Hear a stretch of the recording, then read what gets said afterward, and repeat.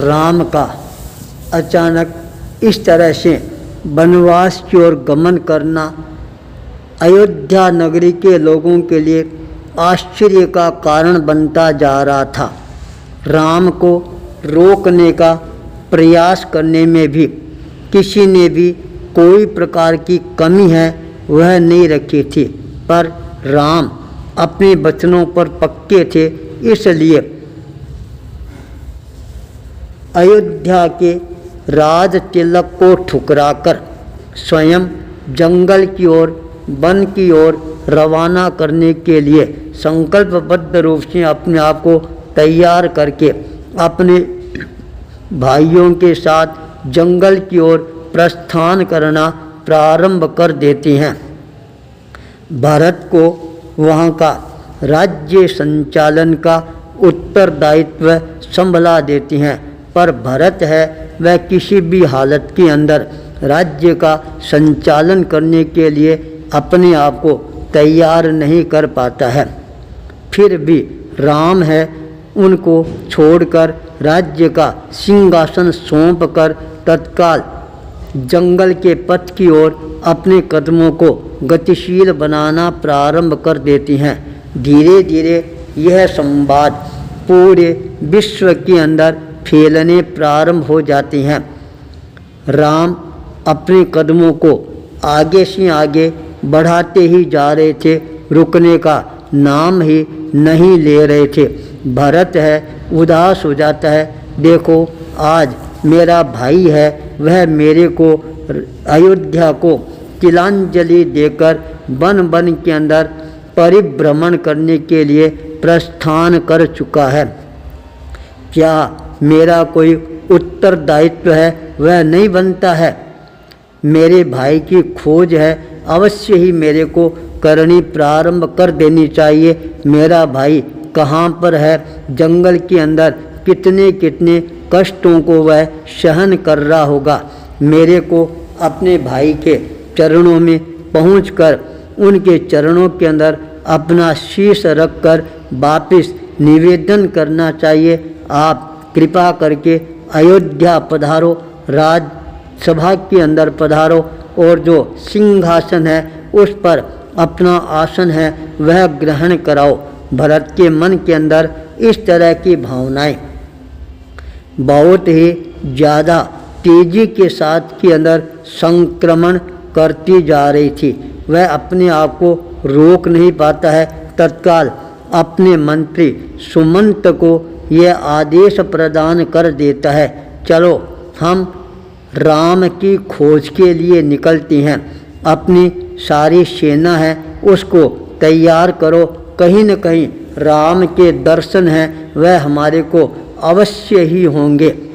सुमंत जो ही इस आज्ञा को सुनता है और एक बार उसके कान खड़े हो जाती हैं, फिर विचार कर रहा है जब भरत का मन इतना ज़्यादा उद्वेलित हो रहा है तो मेरे को भी सहयोग करना चाहिए। सुमंत मंत्री ने भी सारे अपनी सेना थी उस सेना को सेनापति को बुलाकर आदेश प्रदान करता है, सारी सेना को सुसज्जित करना प्रारंभ कर दो। अपने को राम के खोज के लिए परिभ्रमण करना है और भरत की इच्छा है उसको पूरी करना ही है, चाहे कुछ भी हो जाए। राम और भरत का मिलाप है वह हमारे को एक बार अवश्य ही करवाना है और हम देखते हैं राम और भरत का मिलाप है वह कैसे होता है। सेना के सेनापति को जब यह आदेश प्राप्त होता है तत्काल वह अपनी सेना को तैयार करना प्रारंभ कर देता है। बहुत बड़ी विशाल सेना के साथ वह अयोध्या से राम की खोज के लिए प्रस्थान करता है। जंगल के अंदर चारों तरफ परिभ्रमण कर रहा है, सेना को चारों तरफ आदेश देता है निगाह करो, खोजो, कहीं पर भी राम से साक्षात्कार करने का अवसर है वह हमारे को प्राप्त हो जाए। सेना जंगल के अंदर चारों तरफ छितरा जाती है। दिन भर परिभ्रमण करती रहती है। जब राम के साक्षात्कार करने का अवसर प्राप्त नहीं होता है, सायंकाल सारी सेना है भरत के निकट आ जाती है और कहती है, भरत राजन, हमारे को तो राम से साक्षात्कार करने का अवसर है, वह प्राप्त नहीं हुआ है। उस समय भरत की सेना आगे से आगे बढ़ती जा रही थी। श्रृंगेश्वरपुर, जहाँ पर निषाद राजा गुह का शासन चल रहा था, भरत अपनी सेना के साथ जब वहाँ पर पहुँचता है और उस समय निषाद राजा को जब पता लगा भरत है अपनी पूरी सेना लेकर आया है, उसके मन में शंका पैदा होनी प्रारंभ हो जाती है। कहीं ऐसा नहीं हो भरत है अपने भाई राम को हमेशा हमेशा समाप्त करने के लिए ही तो नहीं आया है। चाहे कुछ भी हो जाओ, मैं अपनी नगर की सीमा के अंदर भरत को प्रवेश नहीं करने दूंगा। राम की रक्षा करना मेरा पहला उत्तरदायित्व बन जाता है।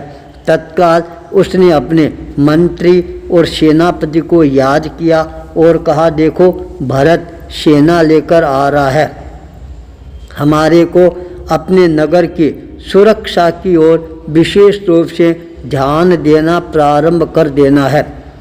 मंत्री और सेनापति दोनों मिलकर मंत्रणा करना प्रारंभ कर देती हैं और इस तरह से अपनी सेना के वीर बहादुरों को तैनात करना प्रारंभ कर देते हैं।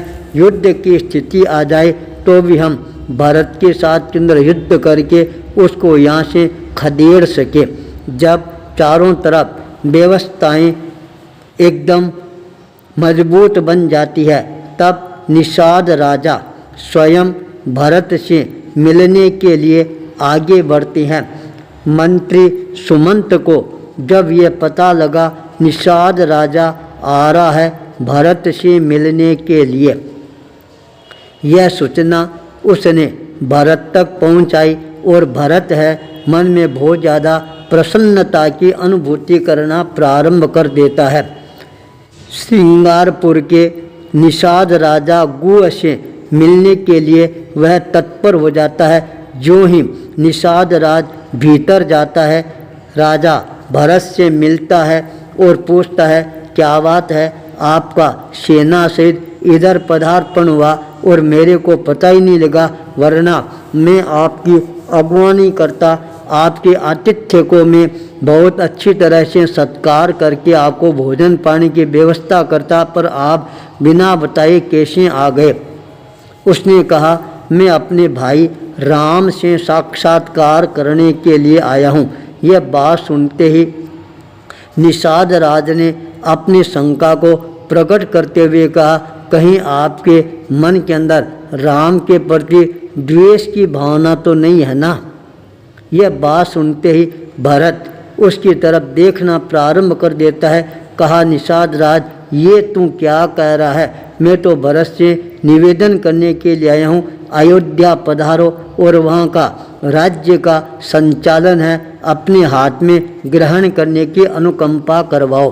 शंका का जब समाधान हो जाता है, तब निषाद राज आदर सहित भरत को अपने शहर में प्रवेश करवाता है और जहाँ पर राम आराम कर रहे थे उस जंगल में भरत को आगे पहुँचाने के लिए आगे आगे अपने कदमों को बढ़ाना प्रारंभ कर देता है। अंधकार व्याप्त हो चुका था।